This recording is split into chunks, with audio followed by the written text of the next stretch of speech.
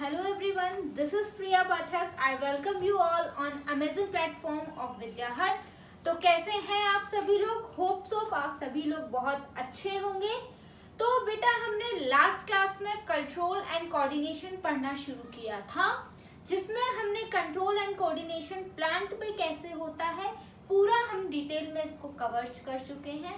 इस लेक्चर में हम देखने वाले हैं कंट्रोल एंड कोऑर्डिनेशन एनिमल्स में कैसे होता है, जिसमें हमें पता चलेगा एनिमल के केस में ये जो कंट्रोल एंड कोऑर्डिनेशन है ये किसी एक चीज से नहीं होता है, ये दो सिस्टम के हेल्प से होता है। आपका किसके हेल्प से? एक नर्वस कोऑर्डिनेशन देखेंगे, एक हम केमिकल कोऑर्डिनेशन देखेंगे।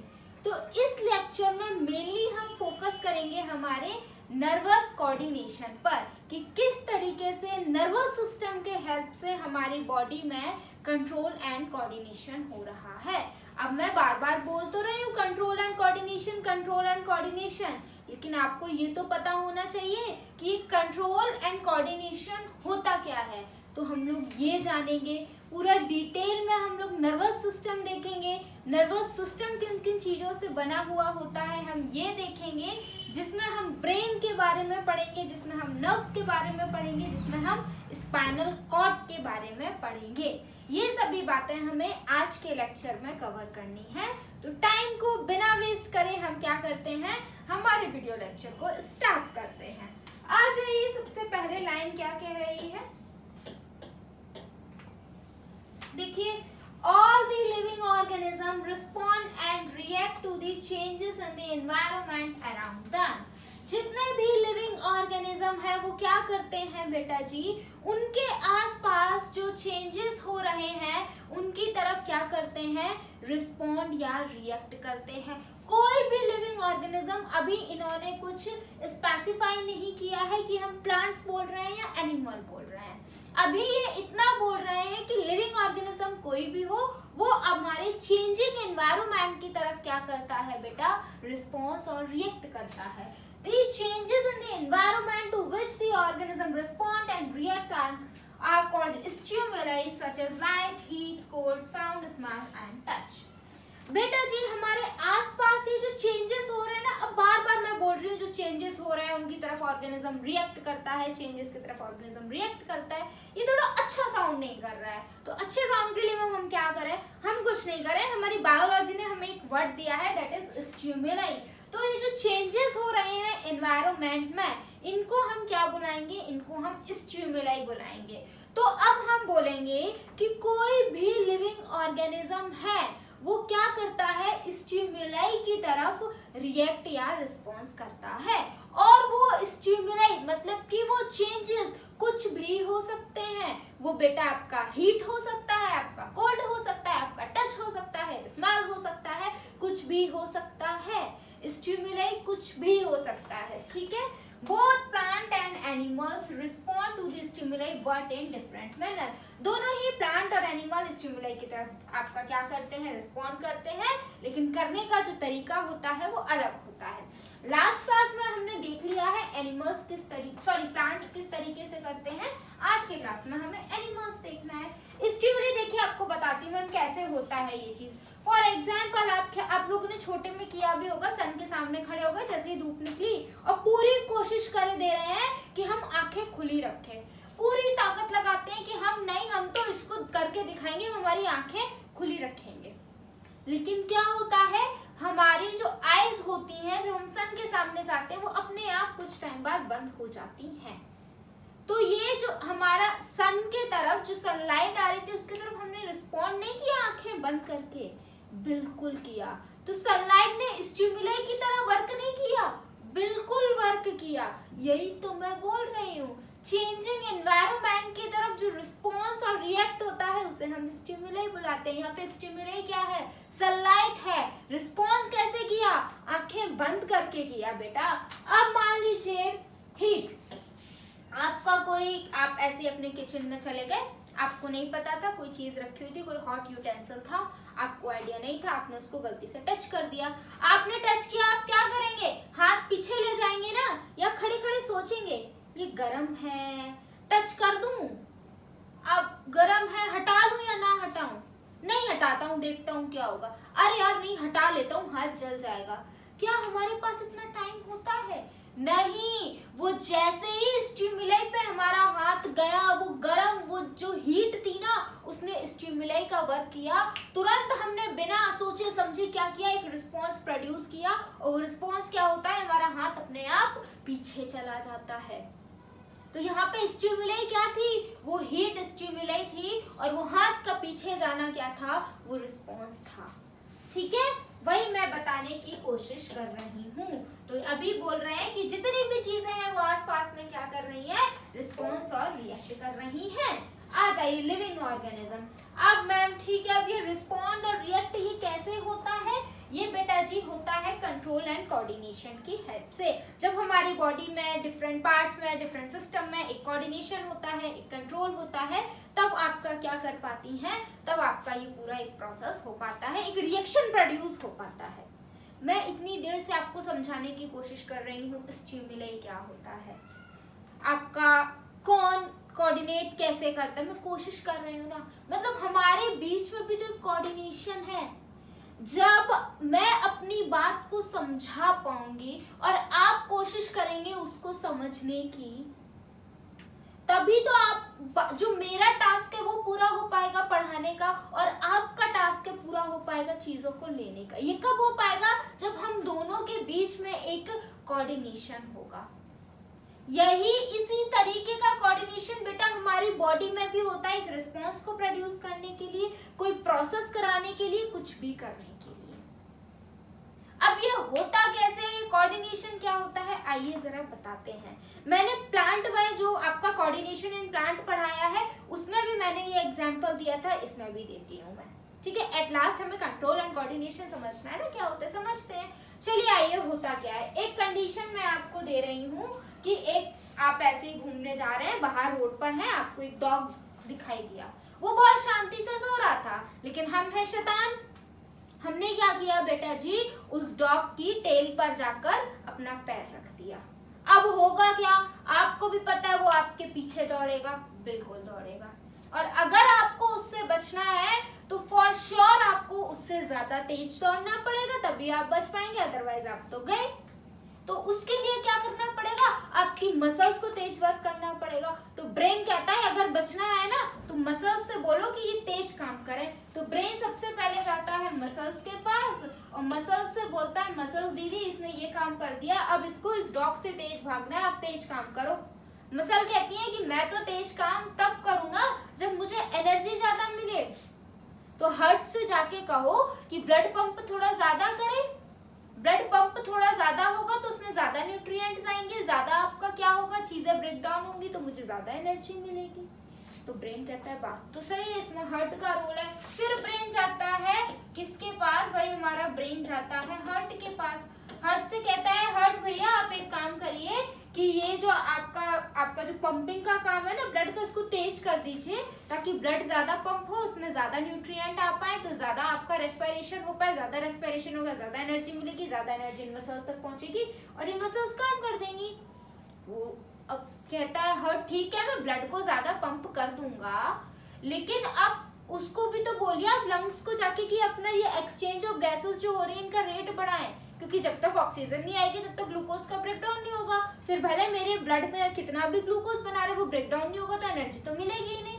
अब ब्रेन गया किसके पास, अब भाई हम इसी बच्ची का ब्रेन गया किसके पास, हमारे लंग्स के पास। लंग्स से बोला एक्सचेंज ऑफ गैसेस बढ़ा दो, लंग्स बोला ठीक है हम एक्सचेंज ऑफ गैसेस बढ़ा भी देंगे, लेकिन तुम जाओ डाइजेस्टिव सिस्टम के पास, क्योंकि जब तक फूड ज्यादा आएगा नहीं तो मैं तोड़ूंगा क्या, और मैं तोड़ूंगा नहीं तो ब्लड के पास जाएगा कैसे, ब्लड के पास जाएगा ही नहीं तो मसल्स तक पहुंचेगा कैसे। तो एट लास्ट हमारे पास अगर अच्छा न्यूट्रिएंट आएगा डाइजेस्टिव सिस्टम से तो मैं अच्छा आपका काम कर पाऊंगा। अब ये जाता है ब्रेन हमारा डाइजेस्टिव सिस्टम के पास, डाइजेस्टिव सिस्टम के पास, और डाइजेस्टिव सिस्टम से बोलता है कि तुम क्या करो, तुम एक काम करो कि अपना ये जो आपका डाइजेशन का प्रोसेस है ये थोड़ा फास्ट कर दो। जिससे क्या होगा, ज्यादा न्यूट्रिएंट एब्जॉर्ब होंगे, ज्यादा एब्जॉर्ब होंगे तो भाई लंग्स क्या करेंगे, ज्यादा ऑक्सीजन ले लेंगे, ज्यादा ऑक्सीजन से ये ज्यादा जो न्यूट्रिएंट आए हैं ये ब्रेक डाउन हो जाएंगे, फिर ये ज्यादा से न्यूट्रिएंट क्या होंगे, ब्रेक डाउन होकर एनर्जी मिल जाएगी, फिर ये एनर्जी जो है ब्लड में पहुंचेगी, ब्लड से क्या होगा, ये धीमे धीमे हमारी मसल्स तक पहुंचेगी और एट लास्ट जाके क्या होगा, ये जो आपकी ये जो काम किया है इन्होंने, डॉग की टेल पे पैर रखा है, ये तेज भाग पाएंगे और उस डॉग से बच पाएंगे। मैम आप ये कहानी हमें क्यों बता रही थी, आपके बताने का मतलब क्या था? बेटा मतलब बस इतना था, ये जो हमारी बॉडी में हो रहा है ना, यही है कंट्रोल एंड कोऑर्डिनेशन। मैम कैसे? सिचुएशन क्या थी? सिचुएशन इतनी सी थी, आपने डॉग की टेल पर रख दिया है पैर, आपको अब भागना है डॉग से तेज, क्योंकि उससे आपसे बचना है। बचने के लिए मसल्स को तेज काम करना पड़ेगा। मसल्स बोली मैं अकेले नहीं कर सकती, हार्ट से बोला ज्यादा ब्लड पंप करे, हार्ट बोला मैं भी अकेले कुछ नहीं कर सकता, लंग्स से बोला ज्यादा अच्छे से काम करे, लंग्स बोले मैं क्या कर सकता हूँ, डाइजेस्टिव सिस्टम से बोलो। तो देखिए बेटा, एक सिचुएशन के लिए, एक पर्टिकुलर सिचुएशन के लिए हर सिस्टम, हर ऑर्गन एक दूसरे ऑर्गन पर डिपेंड है, और ये सब जब एक कोऑर्डिनेटेड मैनर में वर्क करेंगे, ये सब जब एक कोऑर्डिनेटेड मैनर में वर्क करेंगे तभी एक फाइनल रिजल्ट हमें दिखेगा। यही होता है कंट्रोल एंड कोऑर्डिनेशन। इनमें से एक भी अगर बेटा ढंग से वर्क नहीं करेगा तो वो जो बच्चा है वहां से भाग नहीं पाएगा। यही होता है कंट्रोल एंड कोऑर्डिनेशन। एक साथ डिफरेंट बॉडी ऑर्गन का वर्क करना एक सिस्टमैटिक वे से किसी एक पर्टिकुलर एक्टिविटी को कराने के लिए, उसे हम बोलते हैं कंट्रोल एंड कोऑर्डिनेशन। क्या यहाँ इन सब के बीच में ये कंट्रोल एंड कोऑर्डिनेशन नहीं है? बिल्कुल है। ठीक है, यही लिखा हुआ है, the working together of the various organ of the organism to adjust the vital activities of life is called coordination। ठीक है, किस लिए? वाइटल एक्टिविटीज ऑफ लाइफ को कराने के लिए क्या होते हैं, जो हमारे ऑर्गन्स एक साथ फंक्शन परफॉर्म करते हैं, वर्क करते हैं, उसे हम क्या बुलाते हैं? कंट्रोल एंड कोऑर्डिनेशन बुलाते हैं। Control and coordination in humans की बात करें तो बेटा जी, या फिर एनिमल्स की, तो दो तरीके से हो सकता है। कैसे? एक होता है केमिकल कोऑर्डिनेशन, जो हमें इस वीडियो में नहीं देखना है।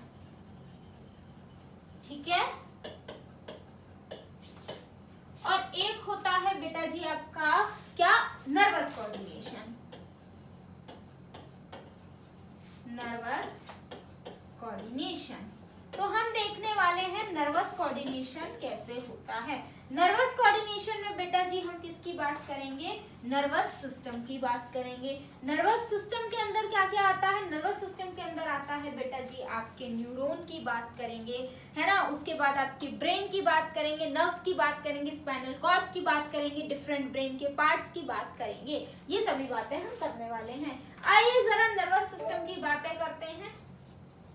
नर्वस सिस्टम से पढ़ने से पहले बेटा जी हम रिसेप्टर्स जान लेते हैं कि ये रिसेप्टर्स क्या होते हैं। These are specialized tips of some nerve cell called detect the information from the environment। Actually बेटा जो हमारा नर्वस सिस्टम होता है वो नर्व से बना हुआ होता है, न्यूरॉन से बना हुआ होता है। तो ये कह रहे हैं इन नर्व्स पर क्या होते हैं? एक स्पेशलाइज्ड सेल्स होते हैं। इन नर्व्स पर क्या होते हैं? एक स्पेशलाइज्ड सेल्स होते हैं, जिन सेल्स का काम क्या होता है? किसी भी इंफॉर्मेशन को डिटेक्ट करना। कोई इंफॉर्मेशन आई है उसको ये डिटेक्ट करते हैं। कुछ भी आया, जैसे कि यहाँ पर मैंने टच किया तो मेरे यहाँ पर क्या थे? यहाँ पर बेटा जी मेरे रिसेप्टर्स थे, जिन्हें फील हुआ कि हाँ यहाँ पर कोई चीज आई है, यहाँ पर किसी ने हमें मारा है। तो अलग अलग जगह पर, अलग अलग बॉडी पार्ट्स पर अलग अलग रिसेप्टर होते हैं। हमारे ईयर में अलग होते हैं, नोज में अलग होते हैं, आई में अलग होते हैं, स्किन में अलग होते हैं। ठीक है, These are located in the sense organ। और ये रिसेप्टर कहाँ प्रेजेंट होते हैं? सेंस ऑर्गन पर लोकेट होते हैं। ईयर, सबसे पहले पढ़ते हैं ईयर में कौन से रिसेप्टर होते हैं। बेटा जी ईयर में होते हैं फोनो रिसेप्टर्स, जो कि क्या करते हैं? ये हमारे सेल्स क्या करेंगे? साउंड को क्या करेंगे? रिसीव करेंगे। तभी तो आपकी आंखें बंद है, आपको सिर्फ साउंड सुनाया जा रहा है, आप सिर्फ सुन के पहचान लेते हैं ना कि ये किसकी आवाज है। कैसे ये आप डिटेक्ट कर पाए? आपने देखा तो नहीं। तो ये कैसे हुआ ये बेटा जी फोनो रिसेप्टर की वजह से हुआ, जिन्होंने इंफॉर्मेशन को क्या किया, डिटेक्ट किया। It helps in hearing and maintaining the balance of the body. ये क्या करते हैं, हियरिंग में हेल्प करते हैं और बॉडी के बैलेंस को मेंटेन करने में हेल्प करते हैं। नेक्स्ट है आपकी आईज। आईज के अंदर कौन से रिसेप्टर होते हैं, it act as a photoreceptor. Eyes किसकी तरफ एक्ट करती है, फोटो रिसेप्टर की तरह एक्ट करती हैं और हमारी लाइट को ये रिसीव करती हैं और ये क्या करती हैं, देखने में मदद कराती हैं, हेल्प इन सीइंग। स्किन पर आ जाइए, it act as a thermoreceptor. ये क्या है, स्किन हमारी एक थर्मो रिसेप्टर की तरह एक्ट करती है, जिससे हम क्या कर पाते हैं, टेम्परेचर को फील कर पाते हैं, ठंडा गर्म को फील कर पाते हैं। It helps in feeling heat और कोल्ड एंड टच। ठीक है, उसके बाद आती है आपकी नोज। नोज किसकी तरह वर्क करती है, ये ऑल्फैक्टरी रिसेप्टर की तरह वर्क करती है, मतलब कि ये इसके पास सेंस ऑफ स्मेल होता है। It help in detection of the smell. आप सिर्फ स्मेल करके भी पहचान जाते हैं कि वो किस चीज की स्मेल है। ये कैसे हो पाता है, ये ऑल्फैक्टरी रिसेप्टर्स की वजह से हो पाता है, जो कि हमारी नोज में प्रेजेंट है। उसके बाद आ जाइए टंग। टंग जो है बेटा आपकी गस्टेटरी रिसेप्टर की तरह एक्ट करती है, जिसके पास टेस्ट का आपका सेंस होता है। It helps in the detection of taste. ये टेस्ट को डिटेक्ट करने में हेल्प कराती है, तभी हम टेस्ट करते ही बता देते हैं कौन सी चीज खट्टी है, कौन सी मीठी है, कौन सी तीखी है ना। कैसे हो पाता है, ये आपका गस्टेटरी रिसेप्टर्स की वजह से हो पाता है। उसके बाद अब बेटा जी जो कि मैंने आपको बताया, जो हमारा नर्वस सिस्टम है वो किसका बना हुआ है, नर्व सेल का बना हुआ है, जिसे हम न्यूरॉन भी बुलाते हैं। तो आ जाइए, ये नर्व सेल क्या है, हम इनको जान लेते हैं। The structural and functional unit of the nervous system. ये जो न्यूरॉन है ये क्या है, स्ट्रक्चरल और फंक्शनल यूनिट है नर्वस सिस्टम की। इन्हीं से क्या होता है, पूरा नर्वस सिस्टम वर्क करता है। प्लस इन्हीं ने क्या कर रखा है, हमारे नर्वस सिस्टम को एक स्ट्रक्चर दे रखा है। न्यूरॉन, जिसे हम नर्व सेल भी बुलाते हैं, ये हमारी बॉडी का जो है लॉन्गेस्ट सेल होता है।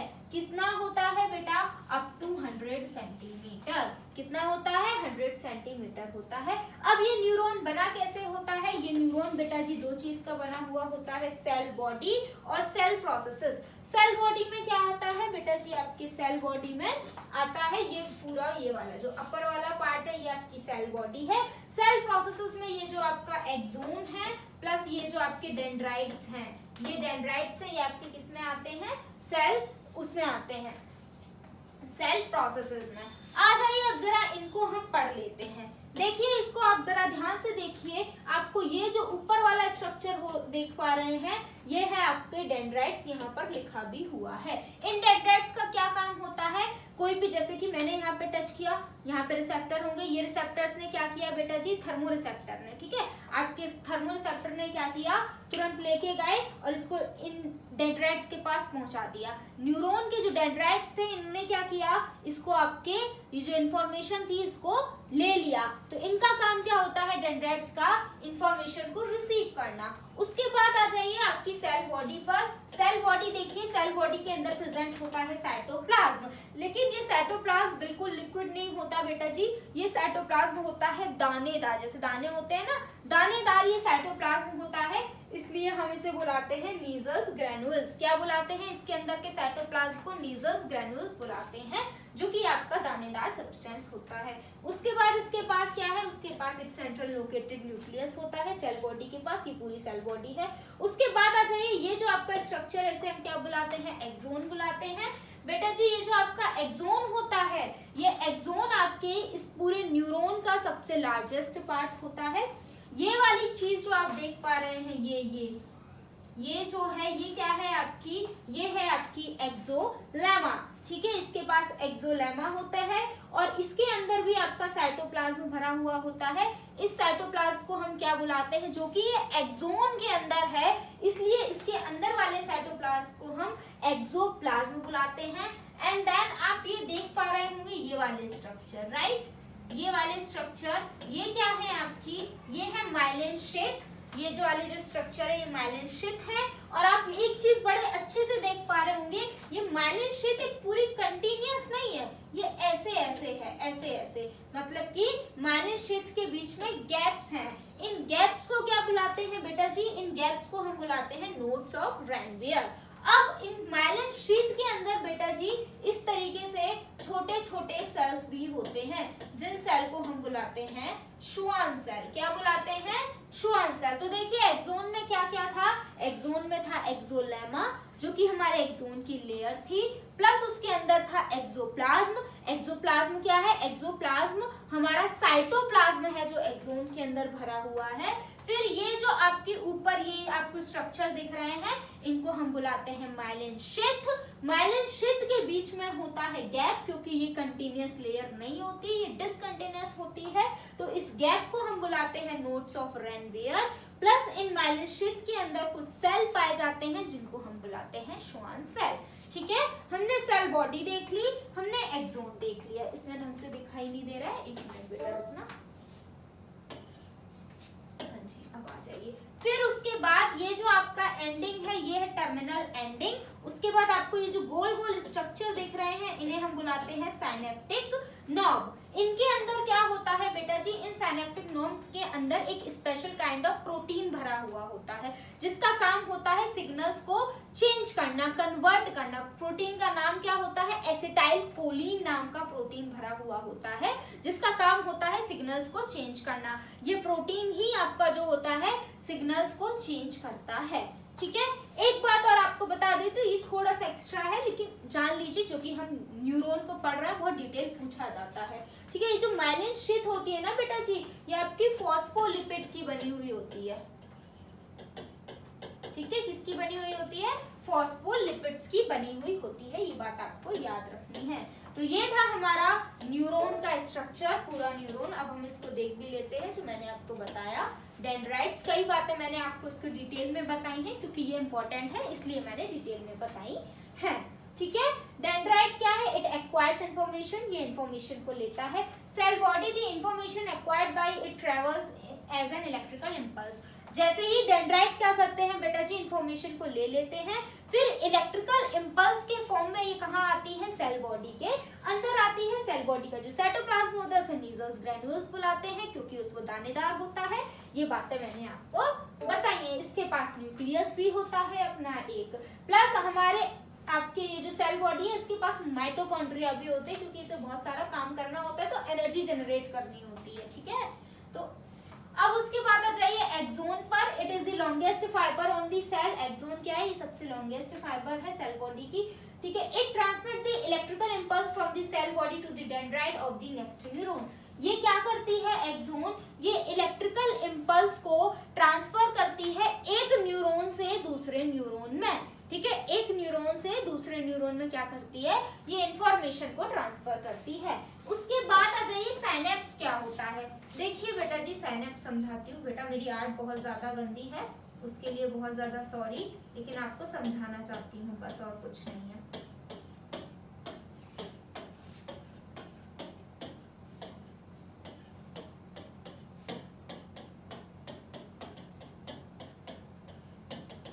ये एक न्यूरॉन है। ठीक है,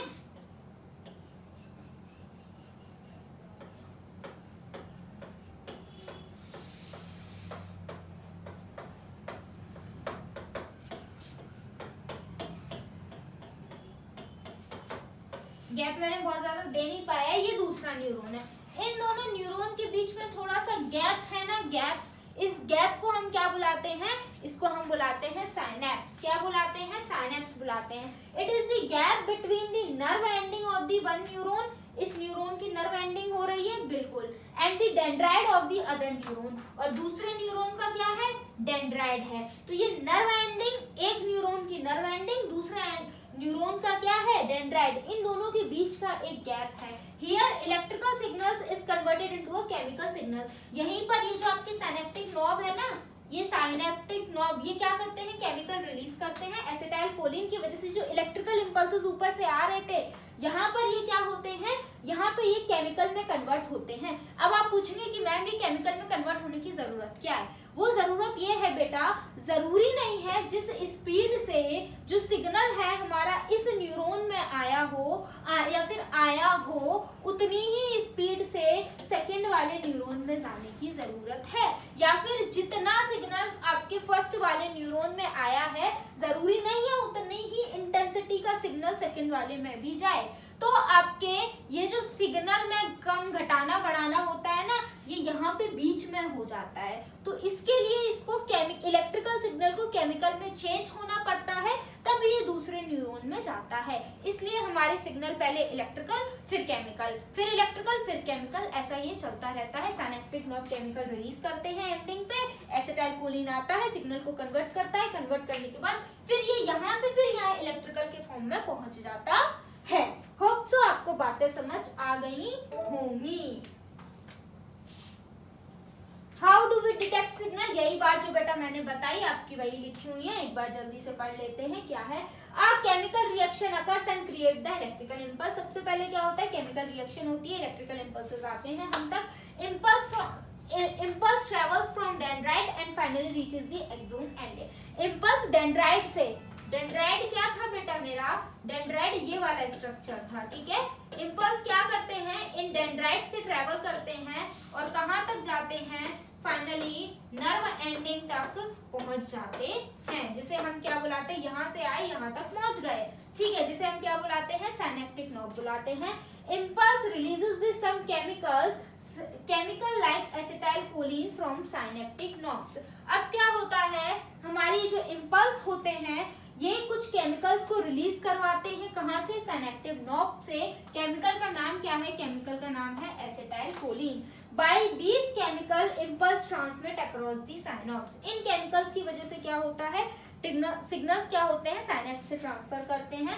this initiation similar electrical impulses in a dendrite of the next neuron and thus they transfer the one signals to another. बेटा ये प्रोसेस आपका चलता रहता है, एक से दूसरे, दूसरे से तीसरे, जब तक आपकी इंफॉर्मेशन जहां पहुंचनी है वहां पहुंच नहीं जाती, ठीक है। Message is send to the CNS, brain and the spinal cord via the sensory nerve. Finally क्या होता है? जो मैं अभी आपको ये सब नहीं पता है, सीएनएस क्या होता है, पीएनएस क्या होता है, धीमे धीमे जानेंगे, ठीक है। मैसेज फाइनली हमारे ब्रेन तक पहुंच जाता है, ब्रेन से स्पाइनल कॉर्ड या फिर ब्रेन कहीं पर, किसके हेल्प से? सेंसरी नर्व की हेल्प से। फिर CNS send the message to the muscles via the motor. ये बातें अभी हम करेंगे, सीएनएस पीएनएस वाली अभी आपको ये पता नहीं है कि सेंट्रल नर्वस सिस्टम क्या होता है, पेरिफेरल नर्वस सिस्टम क्या होता है, ठीक है। आ जाइए, तो हमने देखा ना किस तरीके से सिग्नल ट्रांसफर हो रहे हैं, ये आपको बातें समझ आ गई होंगी। उसके बाद ये पढ़ने से पहले बेटा जी हम थोड़ा सा, हमने न्यूरॉन पढ़ लिया ना, अब हम पढ़ लेते हैं रिफ्लेक्स एक्शन। बेटा जी मैंने आपको एक एग्जांपल दिया कि हम किचन में गए और हमने क्या किया? किसी गरम चीज को जाते ही हाथ लगा लिया, गरम चीज को हाथ लगा लिया। क्या उसमें ऐसा होता है कि आप सोचते हैं कि हाथ हटाऊं नहीं हटाऊं, लग जाएगी, जल जाएंगे, दर्द होगा? नहीं सोचते, इतना हमारे पास टाइम ही नहीं होता है। बिना सोचे समझे एक रिस्पॉन्स आता है और हमारा हाथ पीछे जाता है। इसी तरीके के एक्शंस को बुलाते हैं रिफ्लेक्स एक्शन। जिन एक्शंस में हम सोचते नहीं हैं, समझते नहीं हैं, बिना सोचे समझे बस हम एक्शन कर देते हैं, हमारे पास टाइम नहीं होता है कुछ भी सोचने समझने का, ना ऐसी कंडीशन होती है, ठीक है। उसे हम क्या बुलाते हैं? रिफ्लेक्स एक्शन बुलाते हैं। Reflex is a word we use very commonly when we talk about some sudden action in response to something in the environment. Reflex एक ऐसा वर्ड है जिसे हम बहुत कॉमनली कब यूज करते हैं? जब हम किसी सडन एक्शन की बात कर रहे हो, जो कि कब हुआ हो? एनवायरनमेंट के किसी रिस्पॉन्स में वो एक्शन आपका हुआ हो, तब हम किसकी बात करते हैं? रिफ्लेक्स की बात करते हैं। यही होता है आपका रिफ्लेक्स एक्शन। सेम यही इमेज देखिए आपके डायग्राम में दिखाई गई है।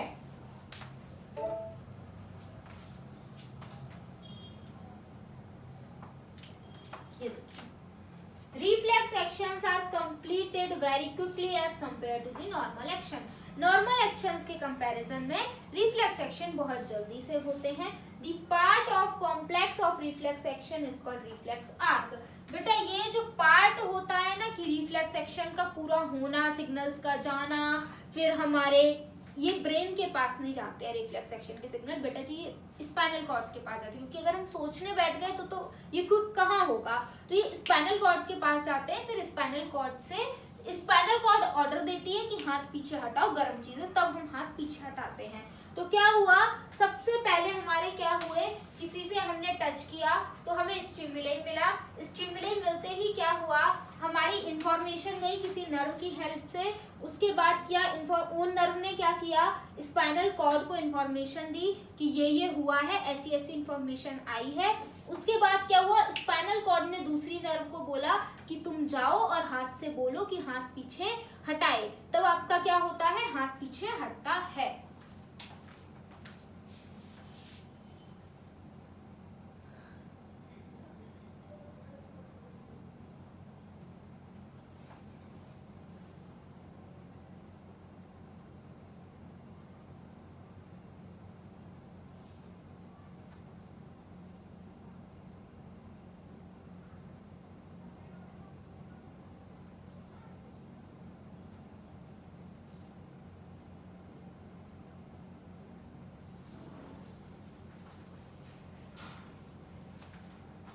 देखिए बेटा यहाँ पे हुआ क्या, सबसे पहले इंफॉर्मेशन आई, स्टिमुलाई मिला, इस रिसेप्टर से अटैच थी नर्व, नर्व गई स्पाइनल कॉर्ड के पास, स्पाइनल कॉर्ड ने क्या किया, दूसरी नर्व से बोला कि इसने गर्म ऑब्जेक्ट को हाथ लगा लिया है, तुम जाओ और इसके हाथ को पीछे हटाओ। ठीक है, तो क्या हुआ, सबसे पहले रिसेप्टर, रिसेप्टर से नर्व से स्पाइनल कॉर्ड, स्पाइनल कॉर्ड से दूसरी नर्व, ये एक पूरा आर्क नहीं बना, इसी आर्क को ये रिफ्लेक्स एक्शन कराते में ये जो आर्क फॉलो हुआ है ना, इसे हम बुलाते हैं रिफ्लेक्स आर्क। बस इतनी सी बात है और इससे ज्यादा कुछ नहीं है।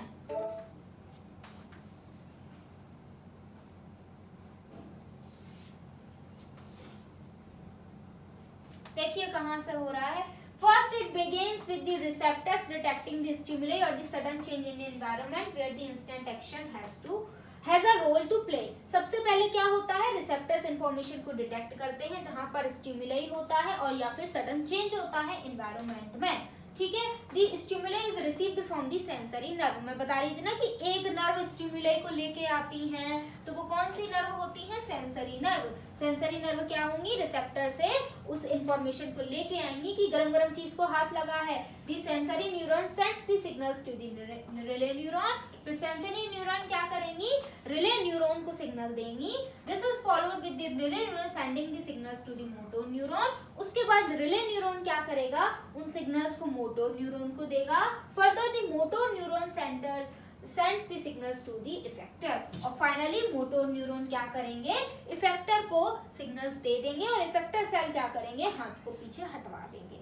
मैम सेंसरी हमें समझ में आया, सेंसरी वो ऑर्गन थे जो आपके इंफॉर्मेशन को लेके आए, और हमारे जो आपके दूसरे वाले थे मोटोर न्यूरॉन, वो न्यूरॉन थे जिन्होंने क्या किया, इंफॉर्मेशन को लेके गए और हाथ पीछे हटवाया। ये बीच में रिले न्यूरॉन क्या होते हैं बेटा, इन दोनों के बीच में एक न्यूरॉन पाया जाता है जो इस इंफॉर्मेशन को इधर उधर करते हैं, उन्हें हम रिले न्यूरॉन बुलाते हैं। ठीक है, रिसेप्टर वो होते हैं जो इंफॉर्मेशन को लेके आ पाते हैं, इफेक्टर सेल्स वो होते हैं जो एक्शन करवाते हैं। ठीक है, ये कुछ टर्म्स आपको याद रखने पड़ेंगे इसमें कि इफेक्टर क्या होता है, रिसेप्टर क्या होता है, सेंसरी क्या होता है, मोटोर क्या होता है, रिले। सेंसरी वो नर्व है जो इंफॉर्मेशन लेके आ रही है, मोटोर वो नर्व है जो इंफॉर्मेशन को लेके जा रही है, रिले इन दोनों के बीच में है, इफेक्टर वो सेल्स हैं जो आपका एक्शन करवा रहे हैं, रिसेप्टर वो सेल हैं जो इंफॉर्मेशन को सेंसरी नर्व को दे रहे हैं। इतनी बात आपको बस याद रखनी है। ठीक है, the effector produces N instantaneous response. For example, आपके ये जो रिसेप्टर्स होते हैं ये क्या करते हैं, आपकी इंफॉर्मेशन है उसको प्रोड्यूस करते हैं, जैसे कि for example pulling away of the hand और अ नी जर्क रिएक्शन, हमारे हाथ को पीछे ले जाना है ना, ये क्या है, ये इफेक्टर आपके हाथ को जब आप पीछे ले जाएंगे तो उसमें किसका रोल होगा, जब मोटो नर्व से सिग्नल आएंगे, इफेक्टर सेल एक्शन करेंगे, तब हमारा हाथ गर्म ऑब्जेक्ट पर लगने पर पीछे जाएगा। ठीक है, इतनी सी बात हमें याद रखनी है।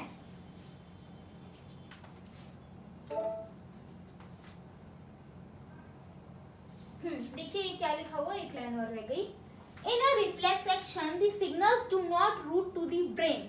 रिफ्लेक्स एक्शन के केस में बेटा सिग्नल्स हमारे ब्रेन में नहीं जाते हैं, क्योंकि अगर हम सोचने बैठ गए तब तक तो हाथ जल जाएगा, तो फिर कहाँ जाते हैं ये, it is directed into the synapse और इन द स्पाइनल कॉर्ड। कहाँ जाते हैं ये, ब्रेन के पास ना जाकर हमारी स्पाइनल कॉर्ड के पास आते हैं ताकि हम बिना सोचे समझे एक क्विक रिस्पॉन्स को प्रोड्यूस कर पाए। Hence the reaction is almost instantaneous।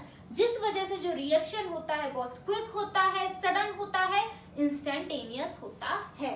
ठीक है, होप सो आप लोगों को रिफ्लेक्स एक्शन समझ आ गया होगा क्या होता है।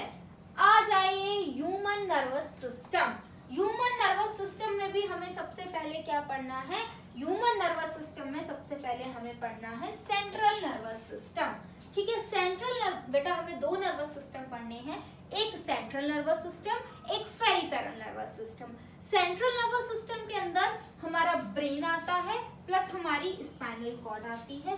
पेरिफेरल नर्वस सिस्टम के अंदर हमारी नर्व्स आती हैं, जिसमें भी हमारे दो तरीके के आपके पेरिफेरल नर्वस सिस्टम होते हैं जिनको हम देखेंगे।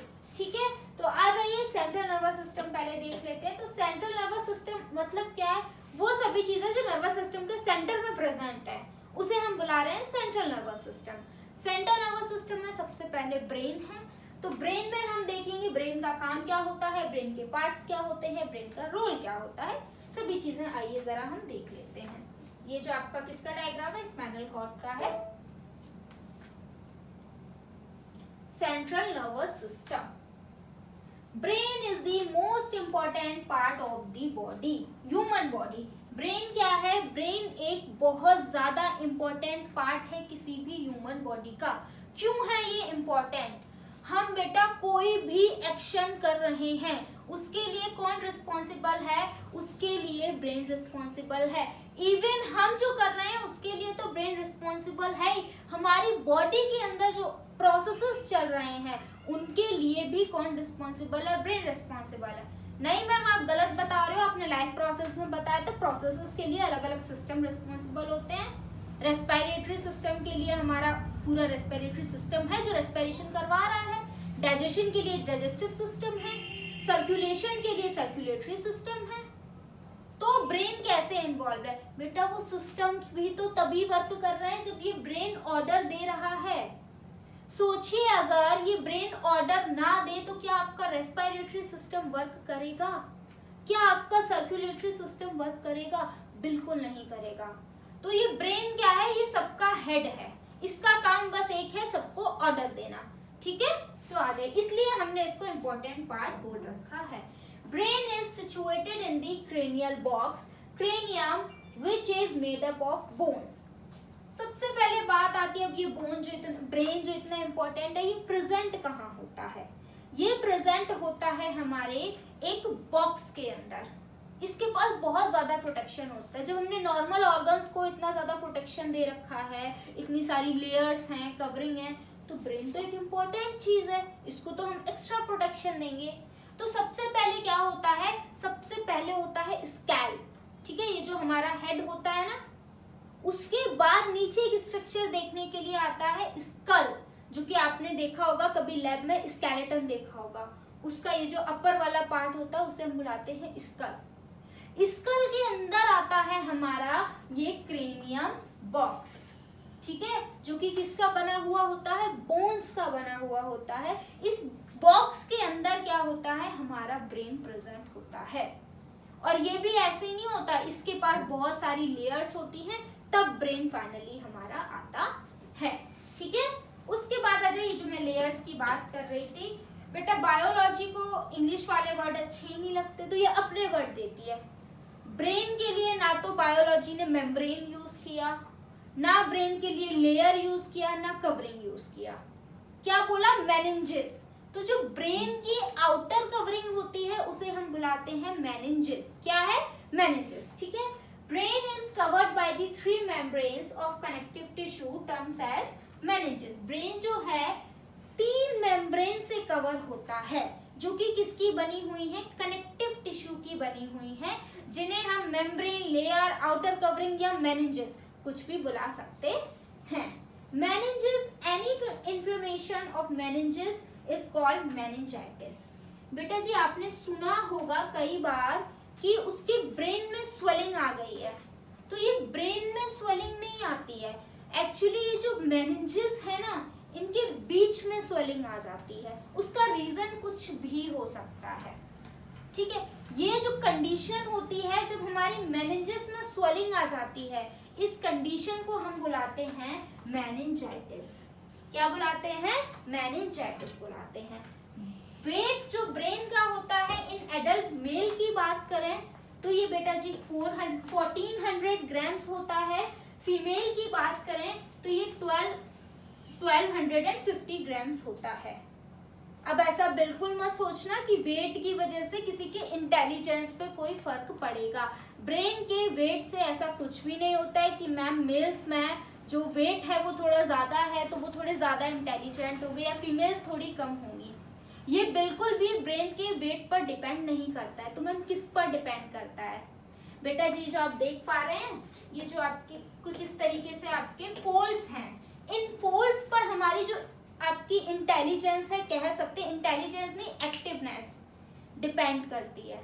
जिसके ब्रेन्स में ये फोल्ड्स ज्यादा होते हैं उसको हम बोल सकते हैं कि उस इंडिविजुअल जो होगा ना वो थोड़ा सा एक्टिव ज्यादा होगा। ब्रेन के वेट से हम डिसाइड नहीं करेंगे कोई कितना एक्टिव है या कितना इंटेलिजेंट है, ये जो फोल्ड्स है ये डिसाइड करते हैं इसके, ठीक है। अब हम आगे चलते हैं, थोड़ा सा और ब्रेन के बारे में पढ़ते हैं। ब्रेन के पार्ट्स पर आ जाते हैं। तो ब्रेन के मेनली अगर हम डिवाइड करें 3 पार्ट्स होते हैं। कितने? 3। Fore brain, mid brain and hind brain. हमारा जो फोर ब्रेन है उसके फर्दर 2 पार्ट्स होते हैं, दैट इज सेरिब्रम एंड डायनसेफेलोन। ठीक है, कितने होते हैं? फर्दर फोर ब्रेन के 2 पार्ट्स होते हैं, सेरिब्रम एंड डायनसेफेलोन। सेरिब्रम खुद में ही एक बहुत बड़ा पार्ट है, जितने ये बाकी के सारे मिलाकर नहीं होते उतना ये अकेला सेरिब्रम ही होता है। उसके बाद आ जाइए मिड ब्रेन। मिड ब्रेन का कोई डिवीजन नहीं है, ये अकेला है। उसके बाद हाइंड ब्रेन। हाइंड ब्रेन के हमारे 3 पार्ट्स होते हैं, आपका cerebellum, pons and medulla oblongata. हम अब तीनों के फंक्शन देखने वाले हैं कि मिड ब्रेन के क्या फंक्शन होते हैं, हाइंड ब्रेन के क्या होते हैं, फोर ब्रेन के क्या होते हैं। आ जाइए देख लेते हैं कौन सा पार्ट हमें कहाँ हेल्प कराता है। सबसे पहले आ जाइए फोर ब्रेन में। फोर ब्रेन में भी किसको हम पढ़ रहे हैं? सेरिब्रम को पढ़ रहे हैं, जिसका कि मैंने बताया सबसे बड़ा पार्ट होता है हमारे ब्रेन का। It is a most developed and most complex part of the brain. ये क्या है? सबसे ज्यादा डेवलप्ड प्लस सबसे ज्यादा कॉम्प्लेक्स पार्ट होता है, सबसे ज्यादा एरिया कवर करता है हमारे ब्रेन का। It makes part of the total brain. जितना वो मैंने बताया ना, जो वो तीनों पार्ट होते हैं उन तीनों को एक साथ मिला दो और इस सेरिब्रम को अलग कर दो, ये उनसे भी बड़ा होता है। Cerebrum consist of 2 cerebral hemisphere, left and right cerebral hemisphere. अब ये बात थोड़ी सी समझने वाली है। देखिए क्या होता है, आपका ये पूरा हेड है, हेड को क्या करिए 2 पार्ट्स में डिवाइड कर दीजिए। 2 पार्ट्स में डिवाइड कर दीजिए, क्या होगा? हमारा सेरिब्रम जो होगा, ये सेरिब्रम भी 2 पार्ट्स में डिवाइड हो जाएगा। और जब हमने डिवाइड नहीं किया था, ये क्या था? ये एक स्फीयर था। जैसे ही हमने इसको डिवाइड कर दिया, क्या ये हेमिस्फीयर नहीं बन गया? बिल्कुल बन गया। कितने हेमिस्फीयर बन गए? 2 हेमिस्फीयर बन गए, एक लेफ्ट और एक क्या? राइट। तो इसी बेसिस पर हमने क्या किया, हमारे सेरिब्रम को 2 पार्ट्स में डिवाइड कर दिया। किस क्या क्या नाम है? एक का नाम है लेफ्ट सेरिब्रल हेमिस्फीयर। लेफ्ट क्यों? क्योंकि वो लेफ्ट साइड में है। सेरिब्रल क्यों? क्योंकि वो सेरिब्रम का पार्ट है। हेमिस्फीयर क्यों? हमने अभी देखा स्फीयर को जब हम हाफ कर देंगे तो वो हेमिस्फीयर तो बन ही जाएगा, ठीक है। उसके बाद आ जाइए many ridges and grooves are found on the dorsal surface of the cerebral hemisphere. ये कह रहे हैं बहुत सारे रिजेस और ग्रूव्स पाए जाते हैं हमारे हेमिस्फीयर पर। मैम ये रिजेस और ग्रूव्स क्या होते हैं? जो मैं फोल्डिंग्स आपको बता रही थी ना, हमारे ब्रेन में फोल्डिंग्स प्रेजेंट होती हैं, जिसके पास जितनी ज्यादा फोल्डिंग होती हैं वो उतना ज्यादा एक्टिव एंड इंटेलिजेंट होता है। इन्हीं फोल्डिंग्स को हम क्या बुलाते हैं? इन फोल्डिंग्स को ही हम बुलाते हैं ग्रूव्स और ridges. The ridges are known as gyri. Ridges का एक और नाम है जिसे हम गायरी बुलाते हैं, और grooves are known as sulci. Actually ये जो अपर पार्ट है इसे हम रिजेस बुलाते हैं, और ये जो आपका लोअर पार्ट है इसे हम क्या बुलाते हैं, इसे हम सल्की बुलाते हैं, ठीक है। आगे आ जाइए, फंक्शन ऑफ सेरिब्रम। अब देख लेते हैं ये सेरिब्रम के फंक्शन क्या क्या होते हैं। सबसे पहले इंटेलिजेंस, हमारे इंटेलिजेंस के लिए ये रिस्पॉन्सिबल होता है। देन नॉलेज, वो एक ही बात हो गई, बस आपके आंसर राइटिंग के लिए इसमें अलग अलग पॉइंट दिए गए हैं। Reasoning, creative ideas and memory. Reasoning का यहाँ पे मतलब बेटा ये है कि सॉल्व तो सब कर लेते हैं जो आपके इस तरीके के क्वेश्चंस होते हैं, लेकिन डिपेंड्स ऑन स्पीड, कौन कितनी जल्दी सॉल्व कर पाता है, उसके लिए हमारा ये आपका जो सेरिब्रम है ये आपका रिस्पॉन्सिबल होता है। उसके बाद आ जाइए taste, writing, pen, touch, pressure, इन सभी चीजों के लिए भी हमारा सेरिब्रम है। Then language, hearing, smell and vision, ये कुछ आपके इसके क्या हैं, फंक्शंस हैं, जो आपको 2-4 आप याद रखेंगे बहुत है, मोर देन इनफ है। उसके बाद आ जाइए आपके फोरब्रेन के सेकंड पार्ट पे। फर्स्ट पार्ट हमने सेरिब्रम पढ़ लिया है, सेकंड पे आ जाते हैं डायनसेफेलोन, जिसे हम हाइपोथैलेमस भी बुलाते हैं। हम हाइपोथैलेमस क्यों बुलाते हैं, एक्चुअली हाइपोथैलेमस तो बुलाना ही नहीं चाहिए, बहुत गलत चीज है। होता क्या है, हमारी पिट्यूटरी ग्लैंड है, पिट्यूटरी ग्लैंड हमारे हेड में होती है, जिसे master gland of the body भी बुलाते हैं। पिट्यूटरी ग्लैंड पर से जुड़ी हुई होती है हमारी हाइपोथैलेमस, और हाइपोथैलेमस का जो सरफेस होता है उसे हम डायनसेफेलोन बुलाते हैं। तो हाइपोथैलेमस का सरफेस डायनसेफेलोन है। हाइपोथैलेमस और डायनसेफेलोन एक ही चीज नहीं है, दोनों अलग अलग चीजें हैं, ठीक है। It is a small and posterior part of the forebrain. ये क्या है, बहुत छोटा सा पार्ट है, बिल्कुल छोटी सी जगह लेता है हमारे फोरब्रेन का। It is covered by cerebrum, और ये खुद भी पूरा सेरिब्रम से घिरा हुआ होता है। इसमें बहुत ज्यादा नहीं है, छोटे छोटे पॉइंट्स हमें याद रखने हैं। फंक्शंस की बात करें तो ये बेटा हमारी बिहेवियर, इमोशन, आपने देखा होगा बहुत सारे लोग बहुत ज्यादा सेंसिटिव होते हैं, तो उन सब के लिए कौन हमारा रिस्पॉन्सिबल होता है, ये डायनसेफेलोन होता है। देन एंडोक्राइन कंट्रोल, आपके ये जो ग्लैंड्स हैं, ग्लैंड्स आपकी अलग अलग हार्मोन्स को सीक्रेट कर रही हैं, उसके लिए भी हमारे ये रिस्पॉन्सिबल होता है। देन आपका बायोलॉजिकल क्लॉक सिस्टम। मैम ये बायोलॉजिकल क्लॉक सिस्टम क्या है, बेटा आप दिन में कितना भी सो लो, लेकिन रात में क्या होगा, एक टाइम भले बहुत लेट, लेकिन एक टाइम आने पर क्या होगा, आपकी बॉडी बोलेगी कि सोना नहीं है, लेकिन हम लेट जाते हैं। क्या आपकी बॉडी के अंदर कोई वॉच, कोई क्लॉक लगी हुई है? नहीं, तो उसे कैसे पता हो गया कि रात हो गई है? या सुबह हम भले पूरी रात ना सोए हो, सुबह 12 एक टाइम ऐसा है जब आपको उठने का मन करेगा, तो क्या क्लॉक है? बॉडी को कैसे पता चल गया कि सुबह हो गई है? तो इसलिए कह रहे हैं जो बायोलॉजिकल क्लॉक सिस्टम है ना, इसको भी कौन कंट्रोल करता है, यही कंट्रोल करता है। The centre of feeling, pain, hunger, thirst and pressure, ठीक है। हमारा फीलिंग, पेन, भूख, प्यास, इन सब के लिए भी यही रिस्पॉन्सिबल होता है। देन आ जाइए मिड ब्रेन पर। ये क्या है, आपका स्मॉल और कॉन्ट्रैक्टेड पार्ट है। They connect the medulla oblongata to the hind brain and cerebrum of the fore brain. ये बेटा जी सीधे सीधे हाइंड ब्रेन को और फोर ब्रेन को आपका कनेक्ट करता है। It control the lymph muscles movement, ये हमारे बॉडी के मूवमेंट्स को कंट्रोल करता है, ठीक है। These mainly control the vision, और ये विजन को भी कंट्रोल करता है, इतना ही आपको इसमें याद रखना है। उसके बाद आ जाइए हाइंड ब्रेन पर। हाइंड ब्रेन के हमारे बेटा कितने पार्ट होते हैं, हाइंड ब्रेन के 2 पार्ट्स होते हैं, जिसमें हम क्या क्या देखते हैं, जिसमें सबसे पहले आता है पोन्स। पोन्स का क्या काम होता है, पोन्स बेटा जी हमारे ये ब्रीदिंग एक्शंस को कंट्रोल करते हैं, ब्रीदिंग रेट को कंट्रोल करते हैं। सेरिब्रम हमारे बॉडी के बैलेंस को मेंटेन करते हैं, प्लस हमारे पोस्चर के लिए रिस्पॉन्सिबल होते हैं। हमारे वॉलेंटरी एक्शंस के लिए भी यही रिस्पॉन्सिबल होते हैं, ठीक है। कौन, सेरिबेलम। इसका एक और पार्ट बचा हुआ है मेडुला ऑब्लिंगेटा हाइंड ब्रेन का, जो कि क्या करता है, इनवॉलेंट्री एक्शंस को कंट्रोल करता है, जैसे कि हार्ट बीट हो गया, रेस्पिरेशन हो गया, ब्लड प्रेशर हो गया, सलाइवेशन हो गया, वो एक्शन जो हम कंट्रोल नहीं कर सकते हैं। It is also concern with some of the reflexes, ये कुछ आपके रिफ्लेक्स एक्शन की तरफ भी कंट्रोल करता है, जैसे स्नीजिंग हो गई, वॉमिटिंग हो गई, कफिंग हो गई, ठीक है, इन सब चीजों को हमारा मेडुला ऑब्लंगेटा कंट्रोल करता है। होप सो आपको ब्रेन पूरा समझ आ गया होगा। बेटा जी तो हमने क्या किया, हमने आज के क्लास में हमारा पूरा कंट्रोल एंड कोऑर्डिनेशन एनिमल्स में देखा, हमने न्यूरॉन पढ़ा, हमने रिसेप्टर पढ़ा, हमने ब्रेन पढ़ा, हमने न्यूरॉन के तीनों पार्ट पढ़े। मुझे नहीं लगता इससे ज्यादा आपको आगे पढ़ाना ठीक रहेगा, क्योंकि लेक्चर आपका बहुत ज्यादा बड़ा हो जाएगा। तो फिर हमारे जो नर्वस सिस्टम है इसका एक बहुत छोटा सा पार्ट रह गया है, दैट इज स्पाइनल कॉर्ड। हम उसको देख लेंगे हमारे नेक्स्ट लेक्चर में, ठीक है।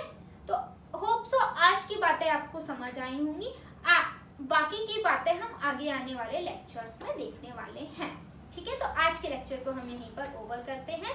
थैंक यू फॉर वॉचिंग मी। जय हिंद।